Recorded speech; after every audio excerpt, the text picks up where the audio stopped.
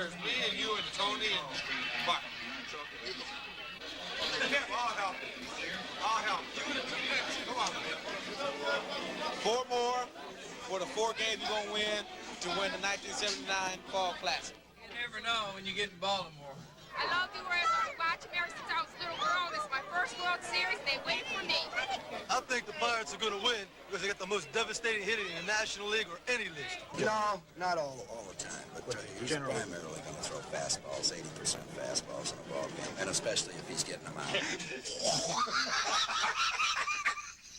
Look at my 7 sliders. I'll make it pop. I'll make it pop. Don't stay there. Hey. Put it on the floor and make it tough. Make it tough. You know, man, I can't make it tough. It's tough tonight. Turned around. Dave Markham gave up. Let's go, Bucks! Let's go, Bucks! Let's go, Bucks! Let's go, Bucks!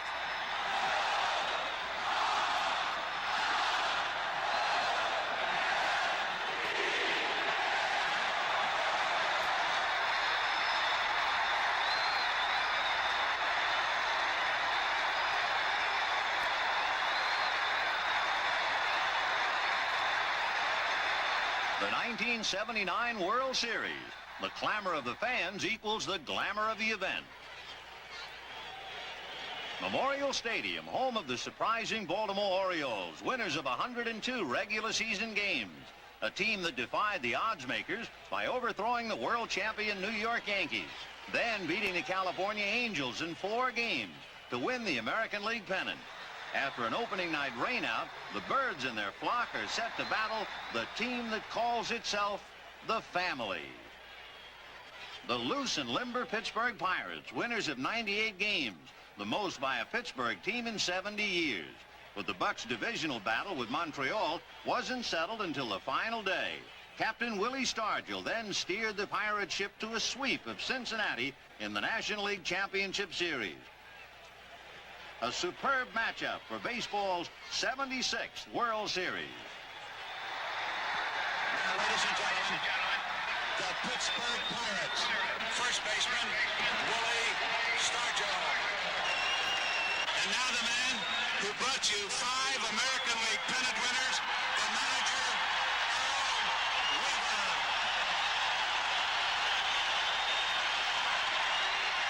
Over 53,000 bird watchers roar as Brooks Robinson, whose brilliance at third won Baltimore its last world title in 1970, throws the first ball to successor Doug DeCinces. Brooks was also there in 71 against these same Pirates who rallied to a 7-game victory. And now in 1979, Bruce Keeson, a Pirate hero as a rookie in the 71 series, faces Baltimore in the bottom of the first. Let's go. Let's go, Al. Come on. Leadoff man Al Bumbry, one of many Orioles who turned on the fans during the season, turns them on once again. All right, all right.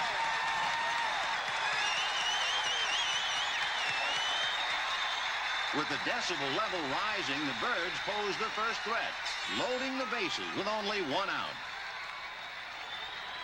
John Lowenstein, ace utility man, wraps a double play ball to Phil Garner, but no double play here. 2 Orioles score, and the birds are off and winging.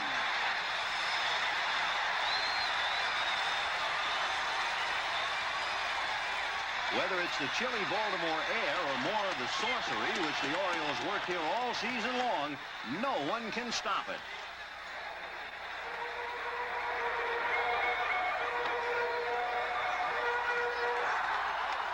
And no one can stop Keeson's wild pitch. The Orioles lead 3-0 to the merriment of this wild flock of fans.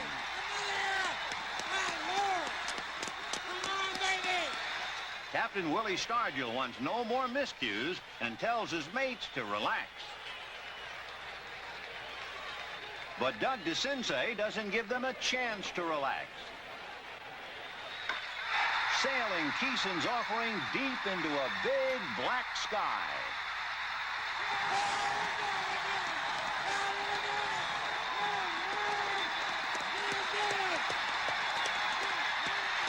DeCince's two-run homer not only lifts the volume still higher, but threatens to turn Game 1 into a roaring rout. 5 Oriole runs in the first inning of their first game also sets a World Series record. All right, Keeson, that's all for you. Bruce Keeson departs, down 5-0, but is ably relieved by Jim Rooker, Enrique Romo, and Don Robinson, who collectively slammed the door through the 7th. Meanwhile, Mike Flanagan must restrain the free-swinging Bucks. In the 6th, Phil Garner's up with the bases loaded and the Pirates trailing 5-1.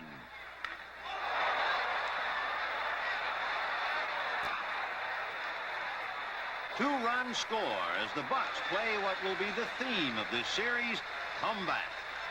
In the 8th, Willie Stargell rocks one high and deep over the right field fence. And the screws tighten on Flanagan. It's something Mr. Stargell has done many times this season. The gap is narrowed to 5-4. But in the 9th, manager Earl Weaver still sticks with his 23-game winner. The potential tying run, Dave Parker, stands at third. At the plate, it's that man again, Willie Stargell.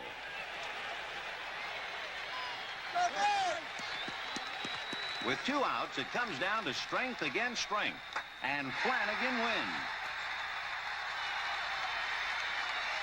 Belanger closes the book on Game 1. Jubilation and congratulations for a weary Mike Flanagan, and the fans demand a curtain call. A fantastic ovation for the man who met all the challenges of the evening. Of course, the challenges have only just begun. In Game 2, the slate is cleaned as Baltimore's perennial ace, Jim Palmer, he of picture book motions and history book numbers, gets a second inning call from Bill Madlock and the Pittsburgh Lumber Company. Yes, sir! Mad Dog's hit brings up the Bucks' first run as Stargell scores. Way to give us a start, Will. Nice going, big man. Way to give us a start. Don't start it, Pop. And a sacrifice fly later brings home another. The Birds are down early, 2-0. But young slugger Eddie Murray is up in the bottom of the 2nd, and so are his fans. Batting first, Eddie Murray. Bird Blyleven tries a changeup. Murray times it, then admires it.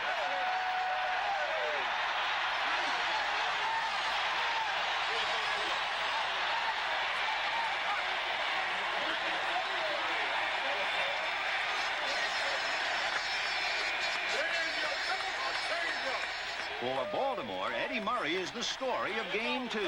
He collects 3 hits, including a game-tying double in the 6th, setting up a battle of pitching and defense. Palmer finds his groove, and so does Mr. Murray at first.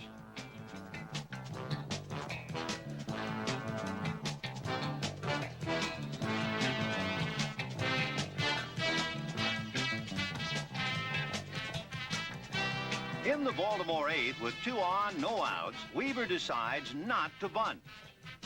And shortstop Tim Foley starts a heads-up rally-breaking double play, catching Eddie Murray. Earlier in the game, the Orioles threatened to go ahead, but right fielder Dave Parker showed his stuff, nailing Murray at home. Baltimore would run no more on Parker. In the 9th, catcher Rick Dempsey delivered a similar message to Matt Alexander and Pittsburgh's famed running attack.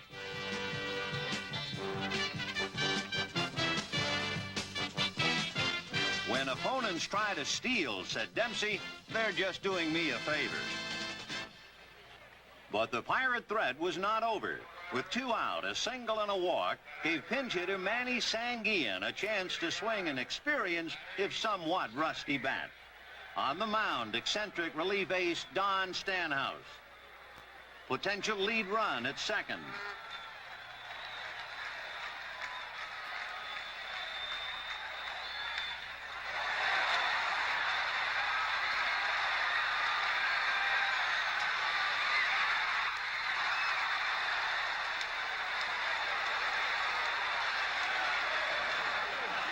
Great score, Otter, and away to go.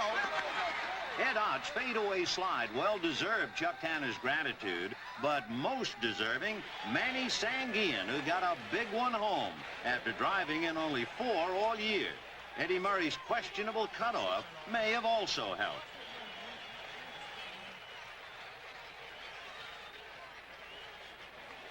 The Pirates led 3-2, and the Birds now had to peck at a human scarecrow, Kent Tekulve, owner of 31 regular season saves.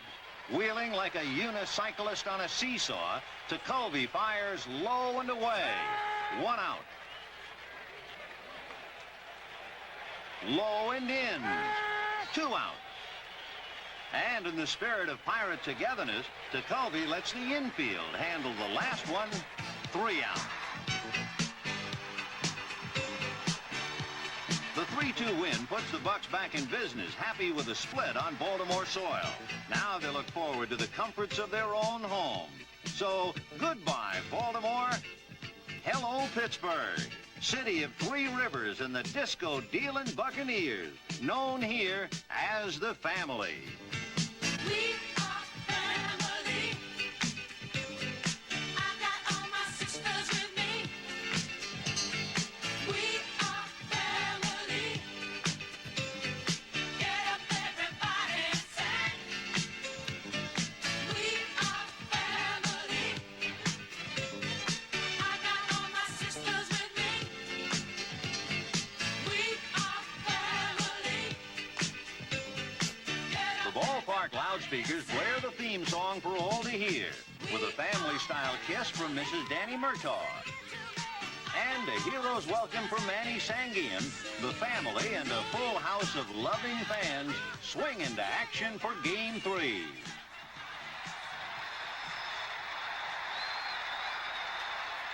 Leadoff man Omar Moreno gets him rolling. The Cobra, Dave Parker, brings him home.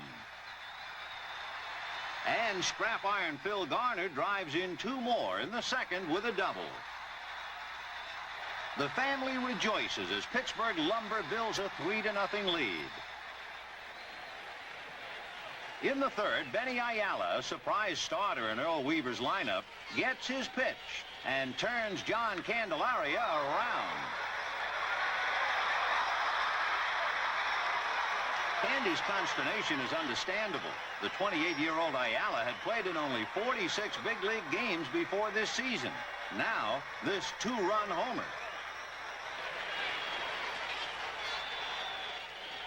And after a rain delay, the Candy man has trouble finding his footing in the 4th. Rich Dower is looking to get the Birds on the move.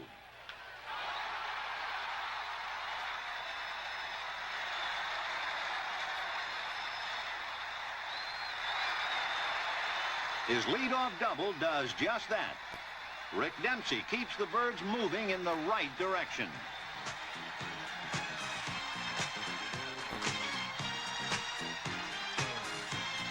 An error loads the bases for shortstop Chico Garcia, whose bat turns the Orioles on to a beat of their own. Ain't no stopping us now. We're on the move. Ain't no stopping us now. We got the groove. Ain't no stopping us now. We're on the move. I know. Ain't no stopping us now. We got the groove. We got it. Ain't no stopping us now. No. We're on the move. We're moving. We're grooving. Ain't no stopping us now. We're moving, yeah. We're grooving. Moving. Garcia ends the day with 4 hits and 4 RBIs. Garcia and Ayala. Weaver's surprising 1-2 punch drives in 6 of Baltimore's 8 runs. And 8 is enough for Scott McGregor. McGregor goes the distance, throwing only 96 pitches, of which 78 were strikes. And 8-4 comeback victory with unlikely Oriole heroes. Indicative, said John Lowenstein, of our style of play all year. Totally unrehearsed. Or in Weaver's words, that's exactly how we won the pennant.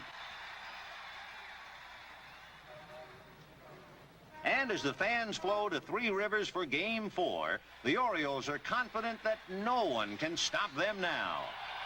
On the other hand, the fighting spirit of the swashbuckling Buccaneers still sounds the familiar battle cry.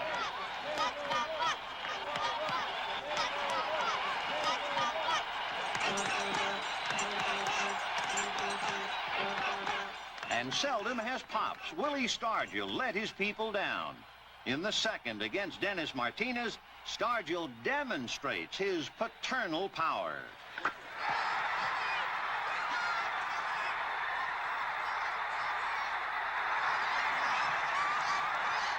Willie Stargell would be worth his weight in Pirate stars just for the spiritual lift he gives his team.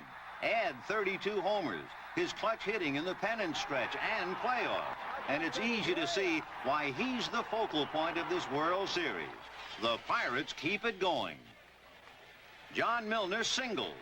And Bill Madlock, who's found a home in Pittsburgh, wraps a ground rule double into the bullpen.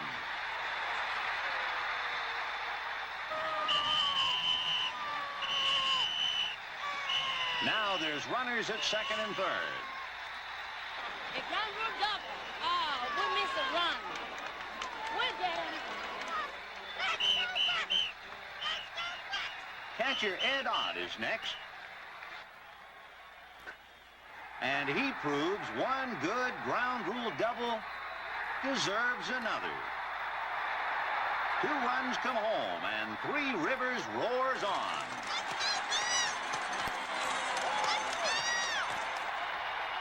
The 4-run second is the earmarks of a runaway, but this series defies the predictable.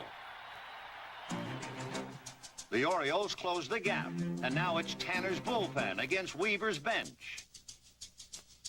In the early innings, Weaver saves his left-handed pinch hitters. John Lowenstein and Terry Crowley. But in the 8th, trailing 6-3, Weaver draws his hand. The bases are full of birds. Having used lefty Grant Jackson, Tanner must play his ace right-hander, Kent Tekulve.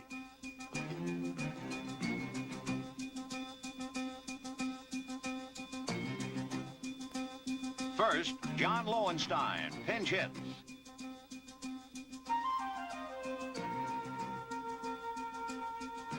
Key blow number 1. Good for 2 runs, and Pittsburgh's lead is shaved to 6-5. An intentional walk loads the bases again. And now Terry Crowley pinch hits.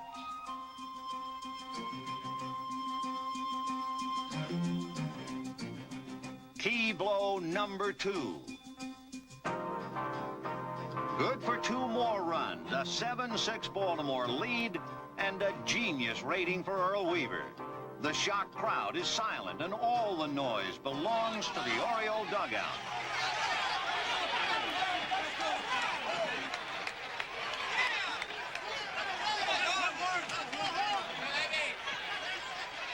The triumphant Birds finish with a 6-run 8th, aided by rookie pitcher Tim Stoddard's first professional hit. Weaver let him hit, and then he pitches 3 scoreless innings.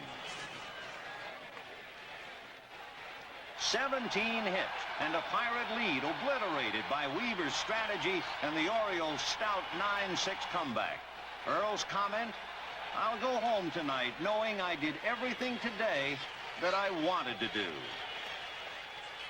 The Orioles are up 3-1. The Pirates 1 defeat away from elimination. But the next day at Three Rivers Stadium, Pirate fans are eager, ready to go.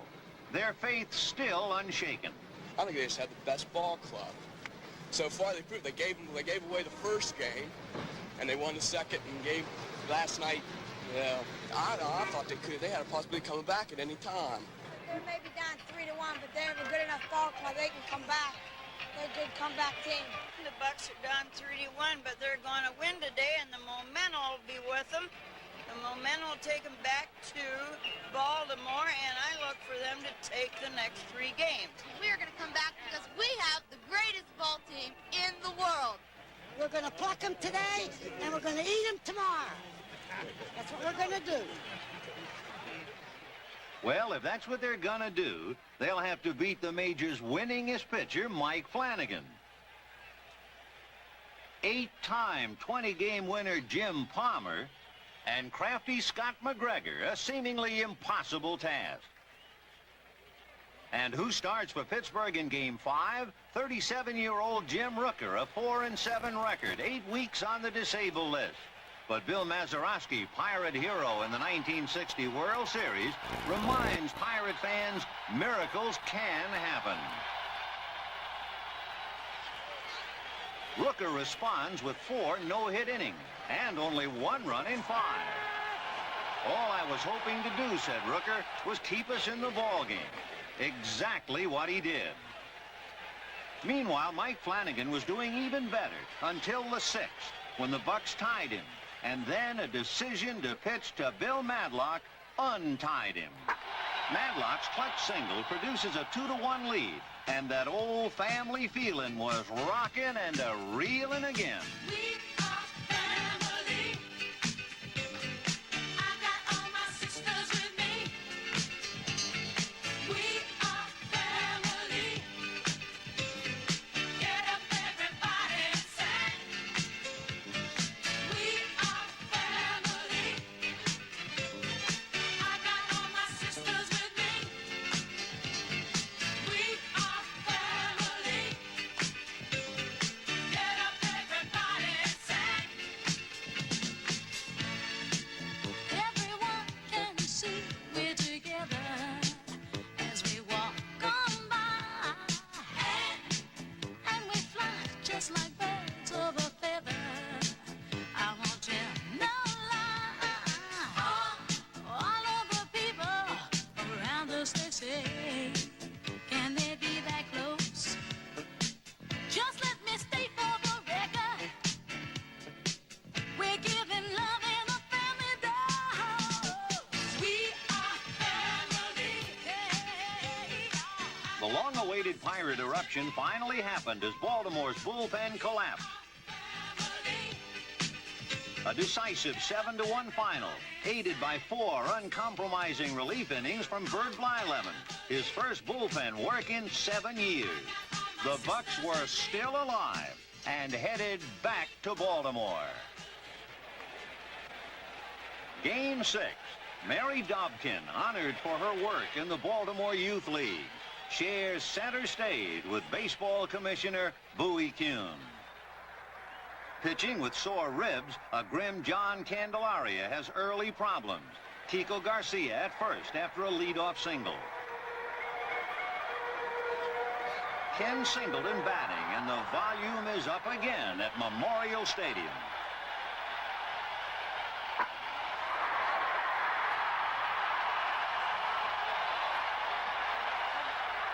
Runners at second and first, 1 out, and the dangerous Eddie Murray at bat. Candelaria, knowing he can't bring the heat, must now rely on his good breaking ball. And Bill Madlock does the rest. The Candyman completes 6 gutsy shutout innings, allowing only 6 hits and no walks. His opponent, Jim Palmer, is even more impressive, allowing no runs and only 4 hits through 6. For the second time in this series, Palmer is pitching well, and the fans are behind him. It's the 7th inning, 1 away. I got, baby. I got Jim. 8 outs, baby. Omar Marino up. Off for the table.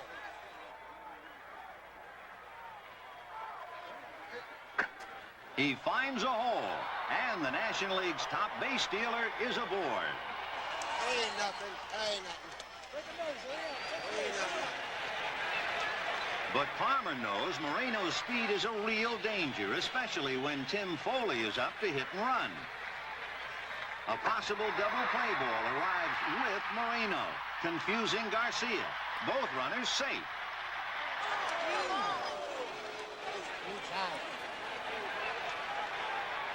If that wasn't enough, Dave Parker's presence offers no encouragement to Palmer's predicament.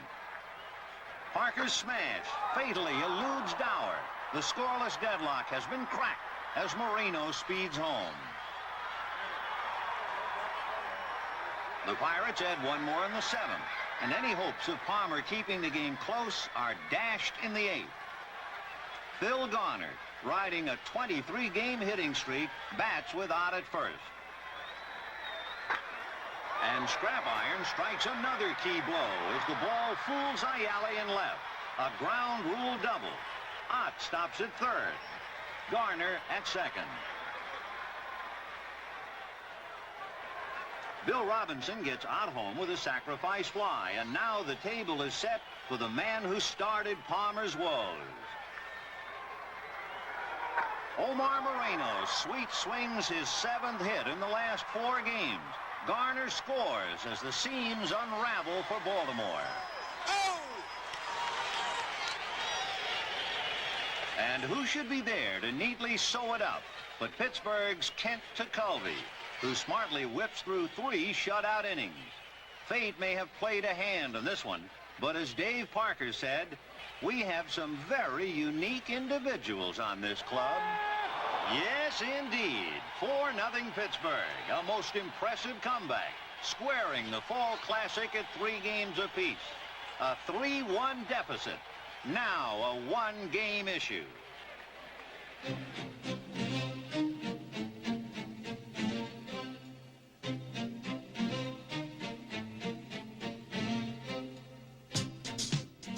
Game 7. Preparation intensifies for the final battle. Every man searching for an edge.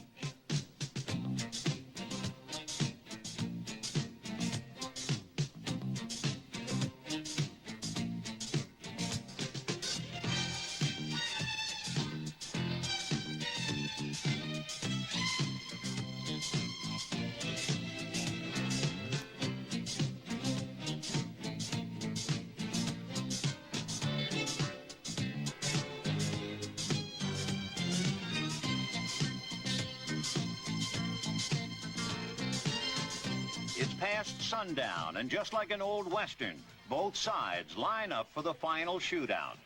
The fans are also primed, including a record television audience. President Jimmy Carter is also present.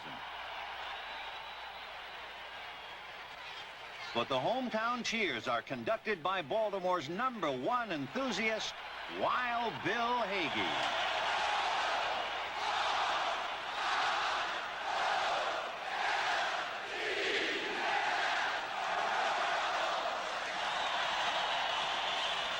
Pirates starter Jim Bibby is pitching a scoreless game in the 3rd as Rich Dower steps up to the choral cry of Section 34.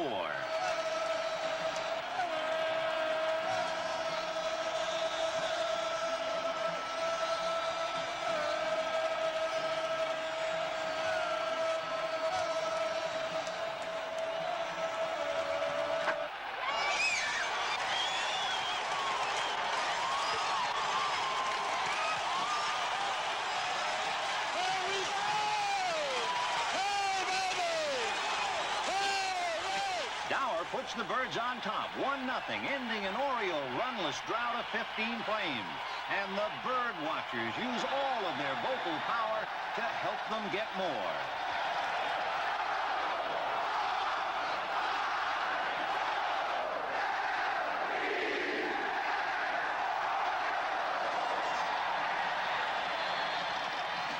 But again, after grabbing the early lead, the Orioles can't crack Pittsburgh's bullpen.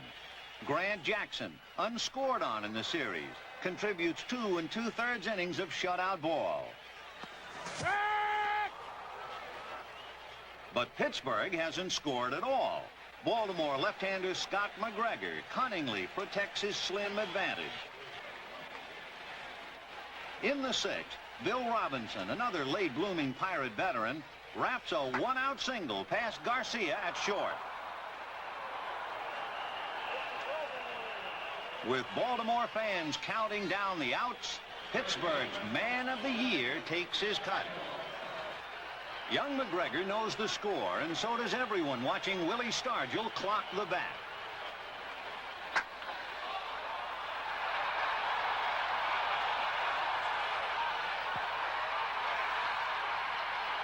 Bill Robinson tells the story in Dance Memorial Stadium in silence.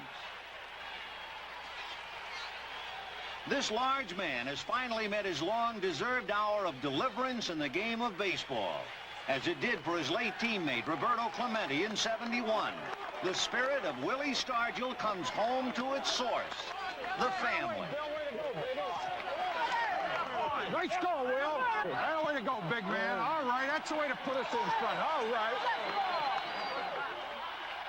Still down 2-1 in the eighth, the Orioles get something going, loading the bases with 2 away against the now familiar specter known as Kent Tekulve. A sense persists that this is the final challenge of '79. Eddie Murray, suffering an 0 for 20 slump since Game 2, but still ever so dangerous. Murray drives it deep to right, but not quite deep enough. And the fans tell the whole story for Baltimore. A classic 7-game battle of brilliant comebacks by both sides now prepares for the closing curtain. Pittsburgh adds 2 insurance runs in the top of the ninth, and in the bottom, a weary Tekulve is 1 out away from giving Pittsburgh its 5th World Championship.